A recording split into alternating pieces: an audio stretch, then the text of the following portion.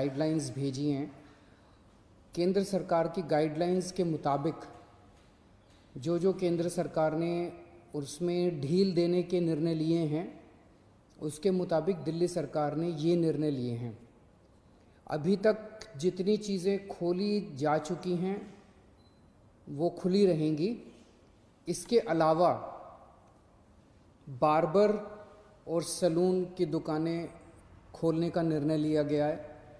Spa नहीं खोला जाएगा, अभी केवल बार्बर और सैलून की दुकानें खोली जा रही हैं। ऑटो, ई रिक्शा, ये जितने ग्रामीण सेवा, ये जितने व्हीकल्स हैं, इसमें एक दिक्कत आ रही थी। मान लीजिए हमने कहा भी ऑटो में एक ही सवारी चलेगी एक बार में। अब एक परिवार से पति पत्नी और एक बच्चा अगर घर से निकले तो अब वो पति अलग ऑटो में बैठेगा, पत्नी अलग ऑटो में और बच्चा अलग ऑटो में। इसकी वजह से कई जगह से सुझाव आए थे कि ये थोड़ा सा इम्प्रैक्टिकल हो रहा है। तो चूंकि केंद्र सरकार ने भी इसके ऊपर कोई रिस्ट्रिक्शन नहीं रखा है, तो इस किस्म के रिस्ट्रिक्शन हम भी हटा रहे हैं। केंद्र सरकार ने निर्णय लिया है कि रात को 9 बजे से सुबह 5 बजे तक एसेंशियल सर्विसेज को छोड़ के बाहर कोई नहीं निकलेगा। दिल्ली सरकार भी वो निर्णय लागू करने जा रही है। अभी तक ये था कि 4 व्हीलर्स में केवल ड्राइवर के अलावा 2 लोग बैठेंगे और स्कूटर पे पीछे कोई सवारी नहीं बैठेगी। लेकिन केंद्र सरकार ने अब इसको हटा दिया है, इस कंडीशन को। तो दिल्ली सरकार भी केंद्र सरकार के निर्णय के अनुसार उसको हटा रही है। मार्केट्स में अभी तक हम लोगों ने ऑड इवन लागू किया था कि एक दिन ऑड दुकानें खुलेंगी, एक दिन इवन दुकानें। केंद्र सरकार के गाइडलाइंस में इस तरह की कोई कंडीशन नहीं है, तो अब मार्केट्स में सभी दुकानें खुलेंगी। पिछली बार केंद्र सरकार ने कहा था कि इंडस्ट्रियल एरिया में स्टैगर्ड टाइमिंग्स लागू किए जाएंगे, तो हमने भी उसी के हिसाब से स्टैगर्ड टाइमिंग्स किए थे। लेकिन अब केंद्र सरकार ने वो निर्णय हटा दिया, तो दिल्ली में भी इंडस्ट्रीज़, अब सारी इंडस्ट्रीज़ खुल सकेंगी। अब मैं आपके सामने एक महत्वपूर्ण विषय रखना चाहता हूँ और इस पे आप लोगों का मुझे मार्गदर्शन चाहिए। आज तक मुझे आप लोगों का बहुत स्नेह मिला, बहुत प्यार मिला, बहुत विश्वास मिला, और उसी के भरोसे आज जितने काम हम लोग कर पा रहे हैं, आपके विश्वास और आपके स्नेह की वजह से ये सारे काम, दिल्ली के अंदर इतने सारे काम हो पा रहे हैं। मेरे पास समय समय पर काफ़ी कठिन चुनौतियां आईं, कई बार उनके समाधान नहीं होते थे। ऐसे समय पे मैं कई बार आप लोगों के समक्ष आया, आप लोगों से मार्गदर्शन लिया, आप लोगों से सुझाव लिए। समय समय पे आप लोगों ने जो मार्गदर्शन किया उसको हम लोगों ने लागू भी किया। जैसे आपने कहा, हमने लागू किया। कुछ दिन पहले आप लोगों से सुझाव मांगे थे कि दिल्ली में लॉकडाउन में ढील दी जानी चाहिए कि नहीं दी जानी चाहिए, और भरपूर सुझाव आए। 5 लाख लोगों ने सुझाव दिए। आज आपका सुझाव एक बहुत महत्वपूर्ण विषय पर आप लोगों का मार्गदर्शन चाहिए। क्या दिल्ली के बॉर्डर्स को खोला जाए? एक बार तो आपको लगेगा कि ये क्या पूछ रहा हूं मैं। इसका एक इम्पॉर्टेंट एस्पेक्ट है, दिल्ली के अंदर कोरोना के केसेस काफ़ी बढ़ रहे हैं। रोज़ हम देखते हैं कि दिल्ली में कोरोना के केसेस बढ़ते जा रहे हैं। मैंने इसके बारे में कहा कि दिल्ली में कोरोना के केसेस बढ़ रहे हैं, ये चिंता का विषय तो है, लेकिन घबराने की ज़रूरत नहीं है। ये मैं इसलिए कह पाया क्योंकि दिल्ली के अंदर पिछले 5 सालों में आपकी सरकार ने दिल्ली के अस्पतालों में और स्वास्थ्य सेवाओं में खूब पैसा इन्वेस्ट किया है। खूब नए अस्पताल खोले, खूब नए बेड्स बनाए, खूब सारे आईसीयू खोले, खूब सारे मोहल्ला क्लिनिक बनाए, सारा इलाज मुफ्त कर दिया लोगों के लिए।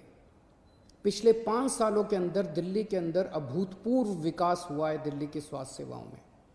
आज उसी की वजह से, जब कोरोना की महामारी की वजह से देश के और दुनिया के कई हिस्सों के अंदर उनकी स्वास्थ्य सेवाएं बिल्कुल ध्वस्त हो गई, कोलैप्स कर गई, आज दिल्ली में बढ़ते हुए केसेस के बावजूद आपका मुख्यमंत्री आपको विश्वास दिलाता है कि अगर आपके घर में कोरोना हो गया तो चिंता मत करना, आपके लिए बेड है, हमने आपके लिए बेड का इंतजाम कर लिया है। पिछले हफ्ते जब मैंने आप लोगों से बात की थी, अभी कुछ दिन पहले, मैंने आपको कहा था कि आज की, उस दिन मैंने कहा था 3-4 दिन पहले कि आज की डेट में दिल्ली में 2100 मरीज हैं, लेकिन 6600 बेड का इंतजाम है। और ये 9,500, 5 जून तक 9,500 बेड्स का इंतजाम हो जाएगा, 9,500 बेड्स। जबकि आज की डेट में मेरे ख्याल से 2300-2400 पेशेंट्स हैं आज, तो 2300-2400 पेशेंट्स के अगेंस्ट में हमारे 9,500 बेड्स का इंतजाम होगा। ये कौन से अस्पताल में कितने बेड खाली हैं, कितने वेंटिलेटर खाली हैं, एक तो है कि मैं वैसे ही हवा में बात कर लूँ, लेकिन अब आपको ऐप के ज़रिए भी ये पता चल जाएगा। ऐप तैयार हो चुका है, उसको कल लॉन्च कर रहे हैं, कल सुबह उसको लॉन्च करेंगे। आप उस ऐप को डाउनलोड कर लेना और आपको पता चल जाएगा कि किस अस्पताल के अंदर कितने बेड खाली हैं। और अगर आपके घर में कोरोना हो तो आप वहाँ जा सकते हैं। लेकिन अगर हमने बॉर्डर्स खोल दिए तो पूरे देश भर से लोग दिल्ली इलाज कराने के लिए आते हैं। क्यों आते हैं? 2 कारणों से दिल्ली आते हैं। एक कारण कि दिल्ली की स्वास्थ्य सेवाएं आज पूरे देश में किसी भी राज्य से या किसी भी शहर से सबसे ज़्यादा अच्छी हैं। पूरे देश में सबसे अच्छी स्वास्थ्य सेवाएं आपको दिल्ली में मिलती हैं, तो पूरे देश भर से लोग इलाज कराने आते हैं। और दूसरा कि दिल्ली के अंदर सरकारी अस्पतालों में सब कुछ मुफ्त है। आपका 10 लाख रुपए का भी अगर कोई ऑपरेशन होगा तो वो भी मुफ्त है। तो पूरे देश भर से लोग यहाँ इलाज कराने आते हैं। जैसे हम बॉर्डर्स खोलेंगे, देश भर से लोग अपना इलाज कराने के लिए दिल्ली में आएंगे। जो आज मैं आपको कह रहा हूँ कि 9,500 बेड्स हम लोगों ने आपके लिए रखे हुए हैं अगर कोरोना हो जाता है, जबकि आज दिल्ली में केवल 2300 पेशेंट्स हैं।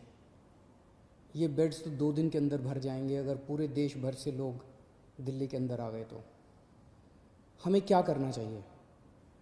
क्या बॉर्डर्स खोलने चाहिए या नहीं खोलने चाहिए? कुछ लोगों का कहना है बॉर्डर्स खोल देने चाहिए, लेकिन दिल्ली के अस्पतालों को केवल दिल्ली के लोगों के लिए, दिल्ली में रहने वाले लोगों के लिए, दिल्ली के लोगों, दिल्ली में जो लोग रह रहे हैं उनके लिए, उनके इलाज के लिए दिल्ली के अस्पतालों को इस्तेमाल किया जाए, उनके लिए रिजर्व किया जाए। लेकिन दिल्ली तो दिल वालों की है, दिल्ली तो सबकी है, दिल्ली तो देश की राजधानी है।